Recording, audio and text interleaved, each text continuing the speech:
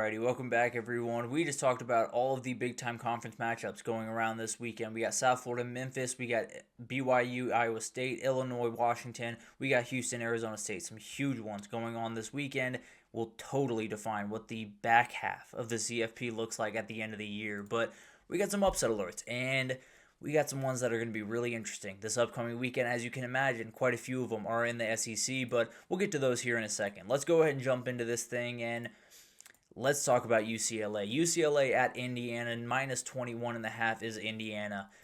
It's wishful thinking. I'll be totally honest here. It is wishful thinking to think UCLA is going to be able to continue to shock the world and get a big time win over Indiana.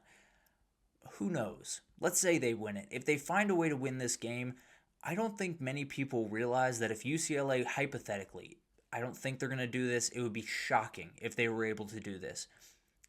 If they won out and got to the Big Ten championship, which they would if they won out, they could be a CFP team. I don't think it's going to happen. I'm just saying it would be one of the crazier. It would be the craziest story in college football history. I'd be more than happy to say that. Now, there have been some crazy stories, but at the end of the day, I think this is a very fun matchup. I think UCLA is going to be able to do pretty much whatever they want offensively. If I'm being totally honest, UCLA has done a very good job of kind of bouncing up, doing some really incredible things over the last couple of weeks. I really hope they hire Jerry Newhigh. It's a totally different conversation for a different time. That's a job that we're going to be watching very closely over the next little bit, but I don't think the offense will ever really get going. I'll put a 3 out of 10 on this one. I think it's interesting. I don't think it'll be interesting for very long. So I'll leave it at that for the time being. Syracuse goes to number 7 Georgia Tech. Wow. I grew up in Atlanta. I grew up a Georgia Tech fan, and that's weird to see. But at the end of the day, Georgia Tech minus 17.5. Georgia Tech, a massive road win over Duke last week. Duke made quite a few errors to help them on the way to that. But at the end of the day, they're 7-0 for the first time in nearly 60 years. And it's Fran Brown and Syracuse coming to town. Georgia Tech dropped this game a year ago. Kyle McCord had maybe the best football game he's ever had, if I'm being totally honest, a year ago against Tech. But Syracuse, after they beat Clemson, totally lost their offensive juice. Had 3 points against Duke, 18 points against SMU, 13 points against Pitt. I think Georgia Tech is roughly on the same level as a Pitt defense, if I'm being totally honest, because they can take the ball away. And Ricky Collins has been giving the ball away since he took over for Steve Angeli. I don't know how I can feel confident about the Syracuse team. Now, the Syracuse defense has been relatively good against the run especially. So maybe they can make things a little bit sketchy in this one early. At the end of the day, I'm going to put a 4 out of 10. I really don't think Georgia Tech's in too much trouble here. Fran Brown's an interesting guy and can make some interesting things happen in a hurry. So it's always on the table. Syracuse can make something special happen in Atlanta. I'll pick Georgia Tech to win. Maybe that number Syracuse can cover, but I think Georgia Tech wins this game. Number 16, Virginia is favored by 10.5 over North Carolina. Virginia survived last week. There was a lot of people, there's a lot of ways to argue that they did not deserve to win that game. I think they'd make a lot of those arguments for you. But at the end of the day, they find a way to win this one, and you got a target on your back. And I think if I told you that this game was possibly going to feature a CFP team, you would not have guessed it was Virginia. Now, I probably would have never guessed it would be North Carolina either, but at the end of the day, this is an interesting one. North Carolina is a little bit desperate right now for obvious reasons that I don't think we need to get into on this show, but they got to find a win. At some point, they have to find a win, get some type of good PR around that program. Can this be the moment? You got a top 20 team coming to town. You have a moment here where maybe you can get something going. They probably should have won the game last week, but things happen near the goal line that, for whatever reason, it just gets chaotic inside the 1-yard line. But at the end of the day, I don't see North Carolina doing much of anything. I'll be totally honest with you. I like North Carolina as an entity. I don't love this group at North Carolina, if I'm being totally honest. But at the end of the day, Virginia really struggled the last couple of weeks. Everyone looks great against the North Carolina defense. They did play better against JKS. There's no doubt about that. I think Garrett Morris, oh my goodness, has the ability to make a couple of big-time plays in this game. I think it's a 5 out of 10. I'll put it on that one. I don't think it gets really all that close. I think the Virginia offense kind of does whatever they want in this one. Chandler Morris. Is that Garrett Morris? Chandler Morris is the quarterback for Virginia. I think he has a very nice day, and I think Virginia wins this one. But who knows? Maybe there's a little bit of magic in Chapel Hill left. Number 25, Michigan, is a 14.5-point favorite over Michigan State. It's a rivalry game. It's the two Michigan teams. There is juice in this game. I don't care what the records are. I don't care what the context around Michigan State is right now. Those players are going to come out with their hair on fire. I can absolutely promise you that. Those guys are going to play very, very aggressive. I tend to believe Michigan has started to turn a corner. It's really hard to tell with this team because they'll show you some incredible things offensively and then go back into a box the next week. So I don't really know what to expect from them going forward. If they allow Bryce Underwood to do the things he did last week, I think they can have a lot of success. We saw what UCLA was able to do against Michigan State a couple of weeks ago. I think this is one of those games where Aiden Child's going to make some plays. Michigan State's going to play really hard. Nick Marsh is going to be a really tough guard on the outside for Michigan, so he will make some plays, but I tend to believe Michigan State just doesn't have enough to get this one done. I think it's going to be close. I think it's going to be closer than that 14. Maybe that's even one of my best bets later in the week. But rivalry games on the road are always going to be tough. I'll put a 6 out of 10. I do think it gets a little bit interesting, maybe going into half, but I think Michigan has enough offensively to get this one done. Maybe not over that 14.5, but at least get the win on the road. Alabama on the road against South Carolina. They're favored by 11.5 in this one.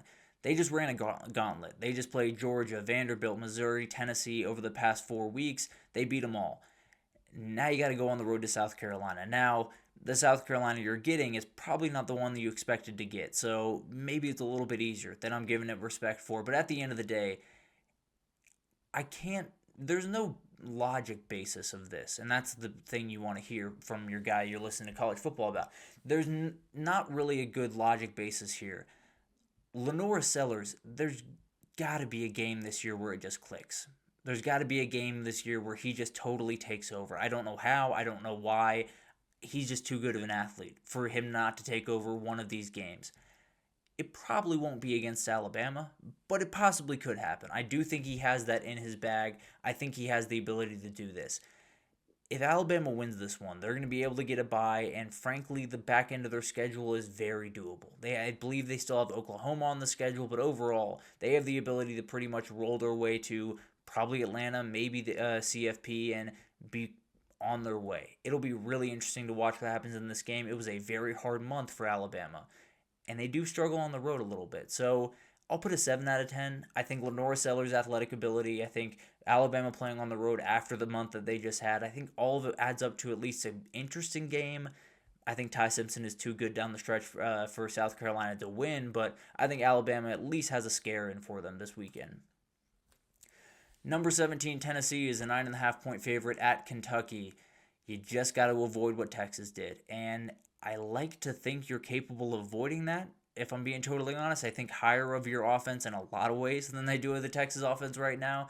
The question is, can your defense hold up? That's a weird thing to be asking because Tennessee's defense has been incredible the last couple of years, but Cutter Boley's kind of finding a groove. He's not an elite player by any means, but he's a guy that can sling the rock around. He's playing really confident, can move, can make some plays with his legs. He's a dangerous player. I don't know if he's going to be, downright incredible and throw for 400 yards ever, but he absolutely is a guy that can make you hurt in a number of different ways. We saw that against Texas. He was able to move the ball up and down the field pretty well.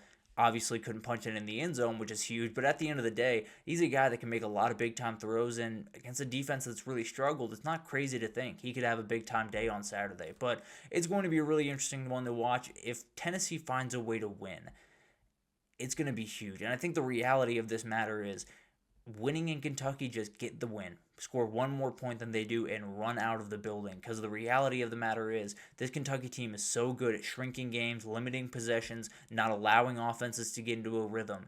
It's going to be tough. I think they have the run game. I think they have the offensive line to handle it. I'm going to put an 8 out of 10 on it just because of the craziness that is Kroger Field. But overall, I do think Tennessee has the run game to handle it the way Texas definitely didn't in that football game last week. Speaking of Texas, they go on the road once more, the fourth non-home game. They played, obviously, Red River in the middle of that, but have played away from home quite a bit, has Texas the last little bit. They're favored by 6.5 at Mississippi State this upcoming weekend. This is the one. everyone's circling this one, and they very well should. This Texas team is not very good right now. The defense, I think, is one of the best in the country. The special teams has played a ton better than it did last year or even earlier this year. The offense can't do anything. And I think the reality of the Mississippi State football team is it's not an elite offense. It's a sporadic, a little bit of an inconsistent offense. It's also one that can hit a 40-yard play in a minute, and they can hit 2 big-time touchdowns, and you're down by 14, and I don't think Texas can play behind by 14. I would definitely take Mississippi State in the points. I might take Mississippi State to win this game outright. I think it's one of those things where if Texas can't move the football even a little bit, and Mississippi State's able to get on the ball a lot and have a lot of offensive possessions, at some point they're going to make a big play. At some point, Brennan Thompson or Anthony Evans is going to get behind this defense, and they're going to make a big play for a touchdown. That changes this game. Because we saw with Texas last week, they scored 13 points in regulation. That means Mississippi State has to make 2 big plays in the pass game. I think they can do that. I think they have the capability of doing that. I'll put a 9 out of 10 on it. I think there's a very real reality where Texas loses this game. I think if they win it, I don't think it looks good the way it did in Kentucky. So at the end of the day, I think this one's going to be sketchy at best. I think Texas is going to have a very tough time on the road in Starkville.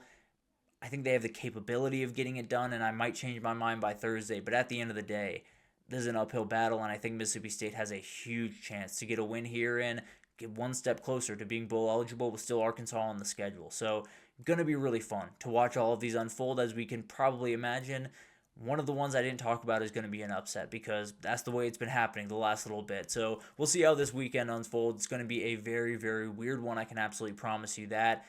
And we'll probably have more coaching stuff to talk about on the other side of it. But on Thursday, we'll get into kind of miscellaneous is the best way that I want to put it. I want to get into a couple of different rants that I got about the way people are having conversations in the sport is probably the best way that I can put that. I want to talk about a lot of the different, some coaching things definitely that will come up. We'll do my best bets coming up here pretty soon.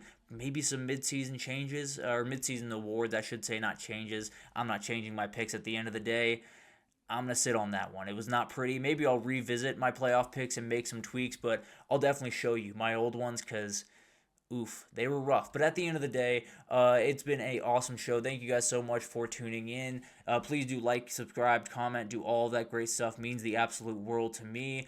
A lot of stuff is going to be happening. A lot of stuff might happen before we talk on Thursday. So we'll be back on Thursday to tie up some loose ends for week 9, talk about best bets, get into some rants, hopefully not yelling at all, but at the end of the day, we'll get into a lot of stuff on Thursday. Please, thank you so much for tuning in. Please do like, subscribe, comment, all that great stuff. But thank you so much for tuning in, and I will see you guys on Sunday.